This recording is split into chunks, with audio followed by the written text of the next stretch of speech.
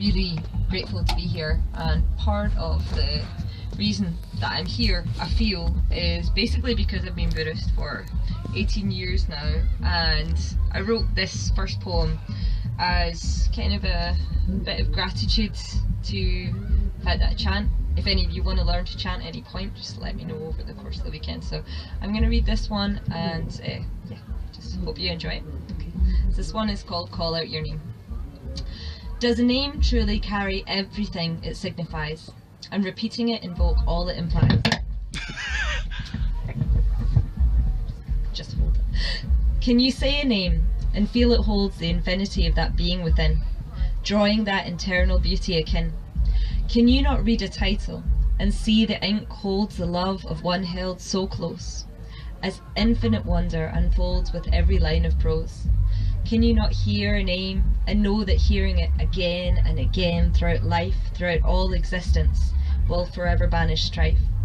Hearing that name in the voices of others, calling you into a family of brothers, blowing winds of change through your heart, ensuring bonds will never part. Calling this name feels like coming home, and from Nichiren's heart I shall never roam. The name I wish to call myself is Suzy, but it is not the name that has made me. My name was first recited in 1253, when Nichiren dubbed it on all humanity. It's the true name, allowing joy to flow. Loud and proud, I call out Nam-myoho Renge Kyo. Thank you.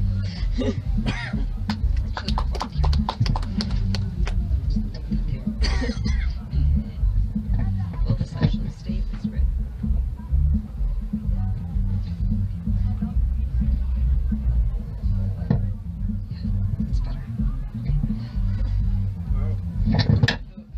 I just don't like them.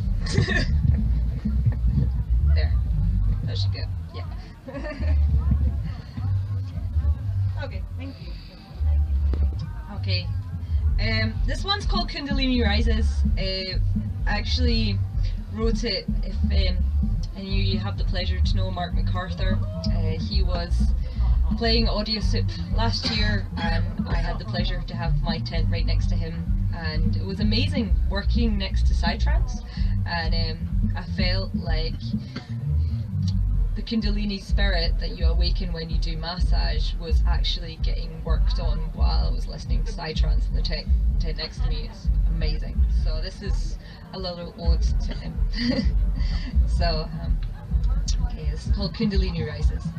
The serpent lies at the base of the spine, warmed by the three fires of greed, anger and ignorance. Unable to push past cold kidneys doused in wine, she hisses in fear, locked in a trance, unaware she's on her way to dance, to meet a snake charmer, capable of unlocking her body armour. What tunes will make the true dragon rise? What notes will help her drop her disguise? Each finger plucking unlocks her world, each stroke a new leaf being unfurled. Kundalini smiles, reminded of her old while, rising towards the third eye, where intuition and grace lie. Flying towards infinity, she seeks her own divinity. With resonant chime, she lets out a laugh. In time to the beat, she clears her path. With purple flame, she works her craft. Now is time to leave the past in the past. This one, I've recited this twice, and each time today I've been a little teary, so I apologise. This is basically about all of the animals that have come through my life, and if you see me walking about, I probably don't get more of a block where they're going, oh, it's a dog. So, this is all that it's called The Colour of Love. Gold is the colour of childhood, a tug of war between play and responsibility, regret and denial over what should have been. Black and white, by our sides you guided us in our unbridled merriment. Mute, the wisest man I've known. Round is the shape of sea. Tiny ball in my tummy. Awake, always under my feet. Pink is support, when only someone small can bring cheer. Grey is the colour of grief, the colour of loss and repentance. 3 white dots stolen by orange. The hue of hunger, outcast and fear. black as the window to their souls, forever lost down foxholes. Rough is the touch of nature, fingers gently nibbled, trust sweetly cultured. Black and brown, wisest man around, saunters in and snuggles down, sidles up to Mexican standoffs with cheeky Sable. Sable's been left behind, playful, quiet, shaky, forever there for me. Sable is the colour of love, unbreakable by itching and scratching, strengthened by playing and squeaking. Soft is the texture of gratitude, the big man accepting, the wee man sneaking, an entity remembering, forever entwined. By them all have I been to find.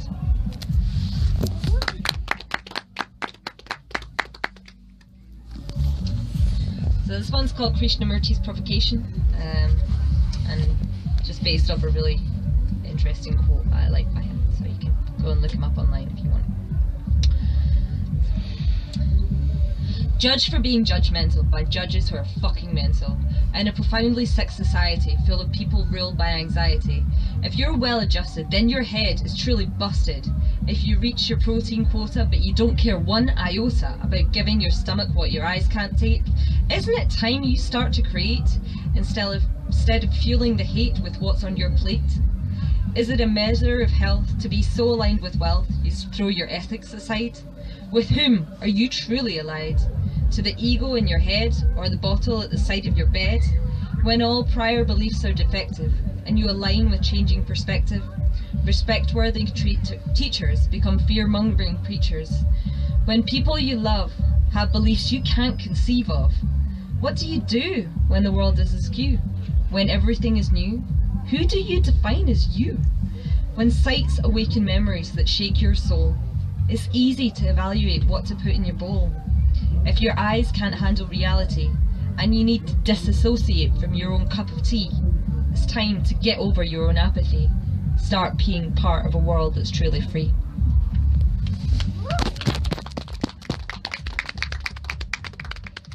This one was a little test to myself. I wanted to see if I could get the mottos of every supermarket there is and put it in a bowl. So this one's called Supermarket Sweep. Supermarkets drawing arbitrary lines in sand, deciding upon which side they stand. Exactly whom does this every little help? As parents load up on poisonous treats for ignorant whelps, dimming their ears to impoverished yelps, where the power of frozen brings the power to amaze. 20 once heaving breasts, just $2.50 in hoisin glaze, where quality is cheaper, as cheaps echo round the Grim Reaper, as fat cats tip their hats to quality food dishonestly priced. Here's to palm oil noodles fabulously spiced. As long as you pay a little to live a lot, evading the torture they care not a jot. As we feed the yapping jaws of those we love, we forget the wider world that we are part of. If you're feeding your brood with not just any food, are you really doing them any good? Can you truly get nourishment from punishment? If you're good with food, but not doing any good, then you're just manipulating the neighbourhood, causing swings in mood and leaving people misunderstood. So why not try something new today? Really, ask honestly, why pay more? Buy more of what matters. Shun whole foods to believe in whole people and a whole planet.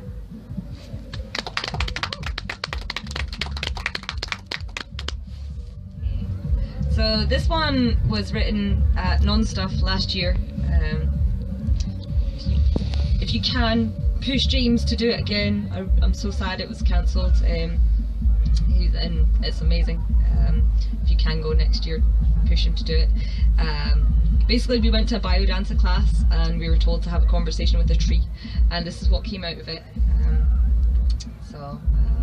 It's dedicated to that lovely man there. Okay, so this is called Human Plagues. I am a human playing, a human loving, human caring, human hugging. I run, skip, jump and say yes. I tickle, laugh, smile and caress. Money comes to me in abundance, but I digress. My life's work just makes sense. I simply love what I do, as the universe supports me to. I don't let life flutter by. I connect with the butterflies to let my soul rise and wish to lie with the one I love till the day I die.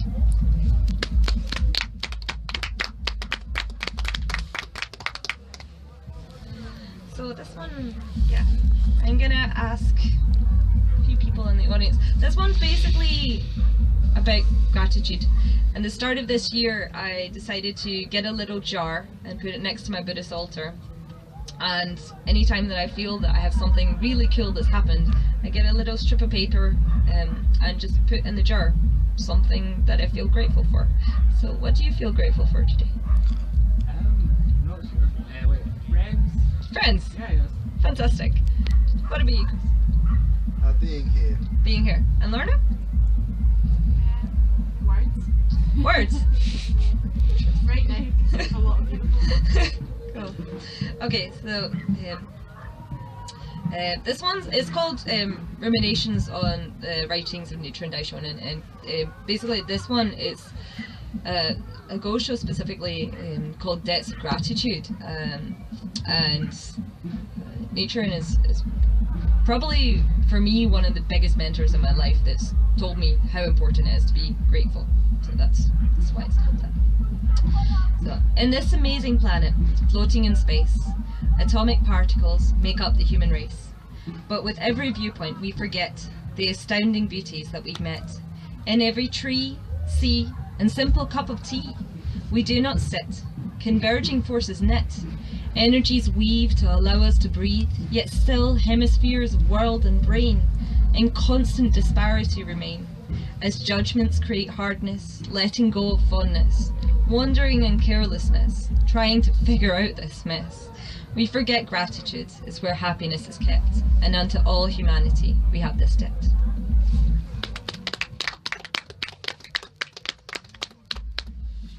Okay. So this one I wrote some point last year, and Chris says it's probably one of the worst advertisements for me, because basically when I'm working, I work very intuitively, and basically I can find out quite a lot of emotional things from people's bodies and what comes out. And he was kind of like, oh, okay, you can tell people, maybe you should tell people that until they're already on your bed, you can't. But this is like bits and pieces from like about maybe 20 different unnamed people that have come over the course of my work, and just it's quite I find when I'm working, the connection between emotional knots in the body and feelings and meditational practices that come up and how you can work out those knots. I find it probably an ongoing study that I will never finish. So this is called You Can't Hide Anything from a Massage Therapist, or Needing Out Emotional Knots. Fine, that's what you're supposed to say, but if you were, you wouldn't be here, would you? Tight calves holding grief that stops toes being touched. The body knows what the mind keeps shut out. Denial of history and time gone by. Shoulders holding shoulds, driving elbows towards ears. The muscles tense without permission. The mind races to keep track, disconnected to allow for the cold to creep in. Adrenaline helps to distract one pace following the other. The body knows what the mind keeps at bay, unable to let go and move on. Glutes tense as the heart closes over. No one to caress them and soften the blow. The belly bulges as cortisol runs the show. The soft tire curves round the ball of woe. Skin crackles over feet, reddening the glow. The anger spilling over in between big and little toe. The nose pinkens around the flare as drink heightens anxieties, pouring into one's eyes, unable to say goodbyes. The jaw jutting forward, mulling over worries, as teeth grind down in panic. The left eye droops as hopes of right brain interaction fade, along with the old sparkle. The back curves in repentance for days lost staring at screens, as you scream with over-compassion, attempting to find pennies for your lost family. Dowager's hump, brought on by disrespectful mothers, unforgivable genes, and expectations lumped on. and the spine curves as you bow to demands. Lungs tighten with each breath as fear grips tight on the throat. The neck knows, one eye knows, one leg knows. Keep up, show a good face. No one else will know.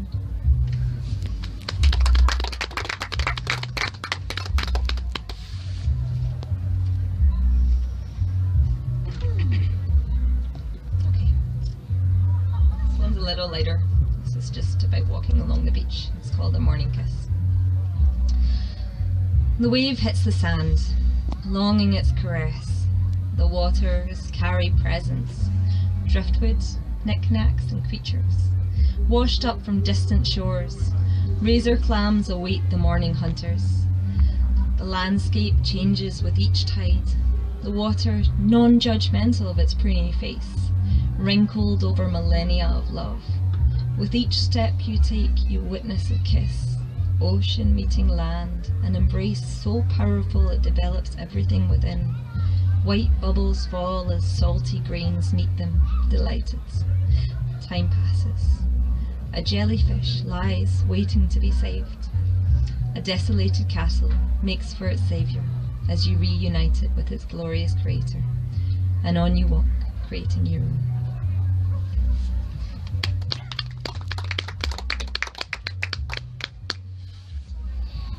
So I'm really happy here everybody's enjoying the colour yellow. One of my favourite colours when I'm not in the car. This is basically about how I feel about yellow lines and driving. It's called City Council D-Planners. A state of perfect tranquility, burst by wardens of humility, meaningless taxes paid while ignorant laws are made, insults abound unsaid. Safe behind glass and lead while you sit and stew, they make a fool of you with illegal papers by ridiculous meter makers. Attempting law-abiding citizenship as all pleasant feelings dip. No longer able to enjoy the view as disabled spaces line up against you. On to hope you desperately cling, all the while knowing the colour yellow has never been so insulting.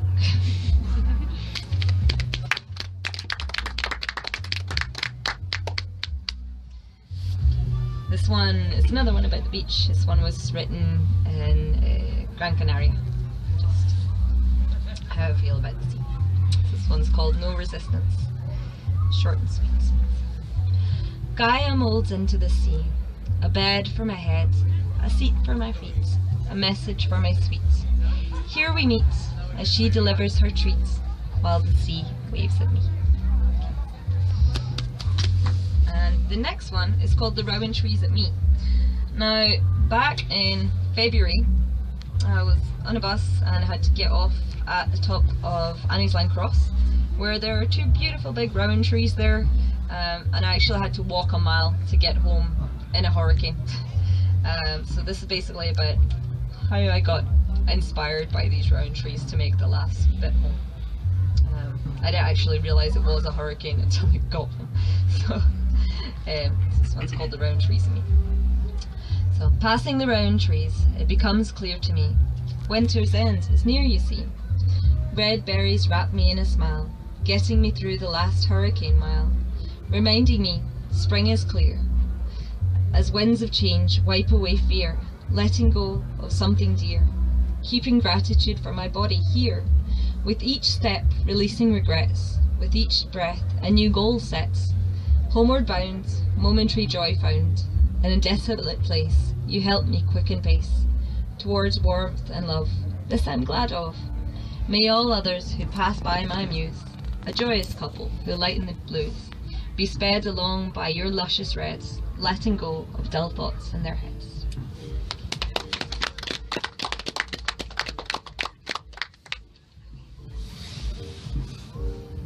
So, this one's another one about my work. I do a lot of Reiki, and with Reiki I love it. It's an amazing work, but I work very intuitively, and when I first started doing it, basically I was told that it had to be done in a specific way, and I just don't really do that anymore, because I find if I just ground myself in who I am and the work that I can do, I get to do it a lot better. So this is basically a little bit about how I feel about sticking to somebody else's rules when it comes to healing. So this is called the Healer's Rage. So, it's a lie to state I hold love for everything on my plate. I hold space for everyone's heavy weights. I have joy for every working date, when facials and hot stones just pay a good rate. As master healer, I daily recite phrases that sometimes resonate trite. Just for today, I will not worry, as all my worries spiral round in a hurry. Just for today, I will do my work honestly and well. On the truth behind honesty, I daily dwell. Just for today, I'll be grateful for my every blessing, but the need for more is constantly pressing. Just for today, I'll be kind to every living being, but I'm condemning everyone for injustices I'm seeing. Finally, just for today, I will not be angry. Well, this healer rages about animals kept in cages, circuses running them round stages, newspapers wasting pages, bosses wasting government pension wages, governmental departments ramping up their wage gauges.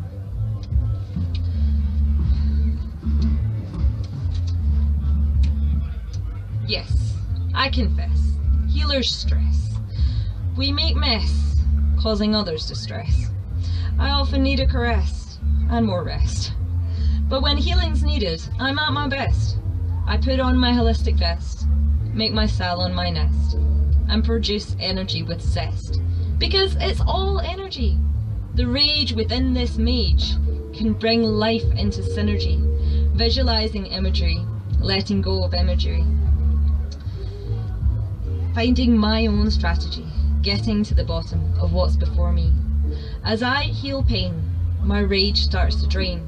So I do what I do, as much for me as for you. I set aside my pride, let universal love reside. Let Reiki be my guide, so I don't have to decide where to go on this life's ride. So if either of those poems have intrigued you at all, I'm just there in the blue tent. I'm going to be doing massage possibly for the next few hours if the weather picks up, and if not, over the next 2 days. Come see me there. Okay, this is one that I wrote many moons ago, before I met this wonderful man. Yeah, this is back when I was still hurting, and I'm glad that he's fixed it. Okay, so this one is called Hunter. My heart is still racing from the adrenaline shot 3 weeks ago, when a pouncer preyed on other prey, and in turn ripped my body apart. My system drove me to fly as far as possible. I could have stayed and fought, but the battle was lost long ago. And so now I pick up my pen, in the hope that the ink will help to ease the rage. I sit in bed listening to the beats and wonder if they will slow enough to let me sleep. If I had tackled the tiger, would things be different now? Would I have eked out my hunger for flesh that little more, or would my body still be trembling for revenge, even though I know deep down that will do no good?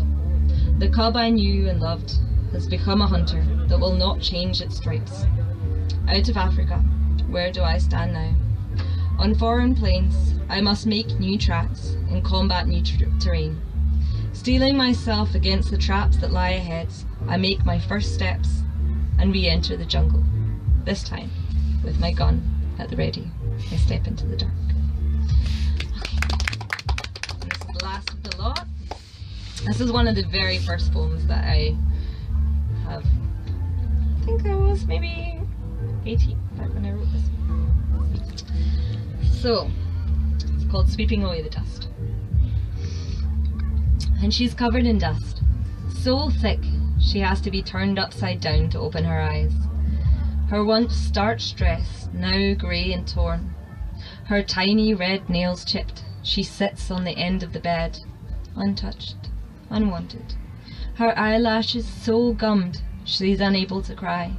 Finally broken, she lets herself be thrown off the end, to be eaten by whatever lies underneath. The fears of her 7-year-old mistress churning in her stomach as she lies with her legs in the air.